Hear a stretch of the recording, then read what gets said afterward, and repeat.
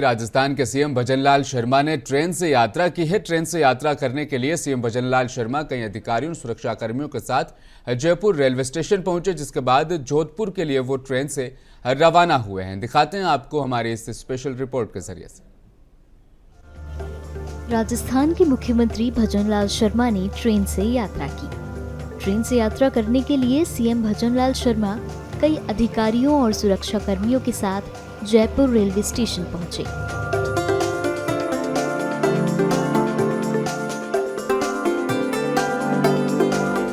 जिसके बाद जोधपुर के लिए वो ट्रेन से रवाना हुए।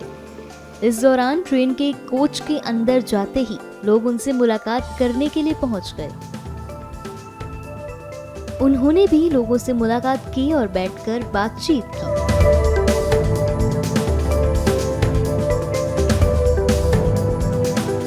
साथ ही बच्चों के साथ बैठकर भी वो बातचीत करते नजर आए।